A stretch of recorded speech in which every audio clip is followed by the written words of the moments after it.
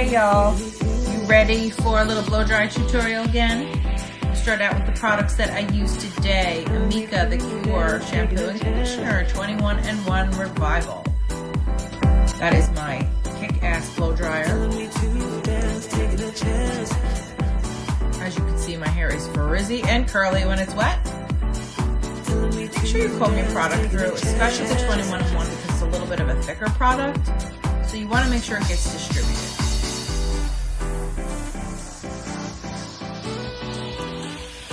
You start out with your dryer hot and hot. I like to smooth out my hairline first. Those are the Olivia Garden brushes. They are amazing. They have awesome tension. And you see how I really pull that hairline to get those kinks out from my scalp. If you start out with the hairline early in the blow dry, it helps you to avoid any cowlicks that you might have. So I just do my whole face, and as you see, I'm smoking it up in my room. That is totally normal. Then I start with that bang area. I take a little bit from both sides of the part and really make sure I get some good tension at the root and then bring it all the way down. You can see here though where it's still splitting open, so I'm probably going to go back to that again. Then I just start working my way up the head, making sure that I get that root nice and straight, and I get those ends in there. See how I'm rolling and rolling those ends and following all the way through? That's the difference between a smooth, bouncy blow dry and when your ends look all chopped up in a layered haircut. It's because you didn't smooth the ends out. A lot of people will drop that before it's fully dry and smooth, so just keep going until it looks really silky. So I worked my way up to one side. Now I part pretty much on this side, so I like to take both sides of the part together. This is where I fix that opening that was there. And then I'll just go right behind that. And you see how I'm combing and combing and combing the hair until it's really smooth. Then I lift it up and get those roots nice and straight before I start blow drying on the brush. Shoot underneath it there to really warm up those ends, and then keep smoothing those ends, rolling them until now I can split it open so I can see. And then I go to the section right behind that, so it's got a little bit of both sides of my part, and I'm combing and combing and combing until it's smooth. And I'm really heating up that root from behind. The reason why I lift this part so high is because I like a little bit of bounce and volume on the top of my hair. If you didn't want volume, you would just blow dry it one side and the other. But I like it to split open on its own. I don't like to create a deep divot in the head. See how I have that height back there? Then I flip over to the other side and I just grab that hair and pull it really taut and I smooth it down. Then I'll go on top.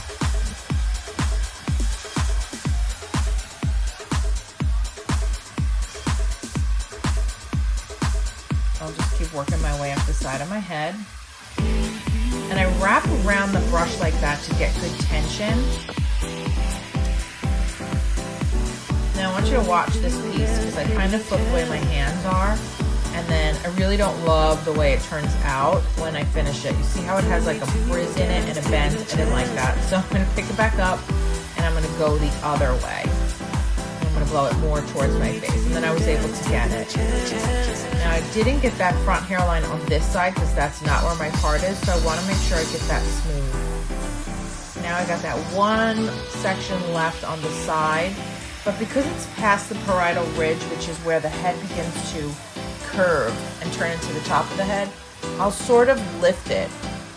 Again, that didn't come smooth to my liking, so I'm just going to do it again.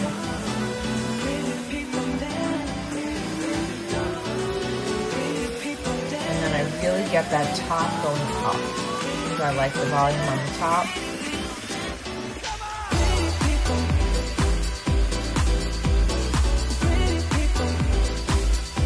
As I start heading towards the back of my head, I'll blow back instead of forward. Now my whole front is accomplished, and now I have the back left. So as you can see how curly my hair is, it's difficult to do the back because you can't see and it's behind you. So I use a paddle brush to separate it in half, and I blow just the roots straight. So I'm pulling and I'm just blowing the hair that's pulled straight, just to give me a little bit of assistance before I pick up that round brush and start working really hard.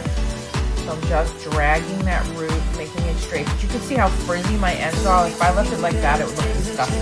Nobody wants to look like that. So now I'll take my round brush, and this is part of the top. It's still on top of that parietal ridge. So I still blow it up in the air. And then I just drop it forward so it's out of my way.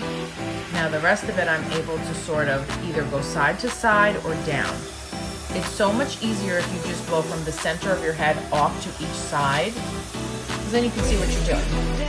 And as you can see, I have a mirror in the front and a mirror in the back, and that helps me to see what I'm doing. There's no magic involved. I put a small mirror on my shelf. That way I can see behind my head.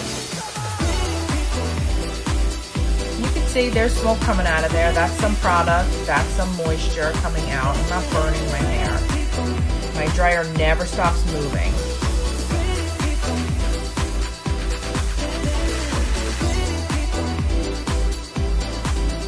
Then I take a look at it in the mirror and I'm like, yeah, it looks like it's doing okay. So I can flip around to the other side.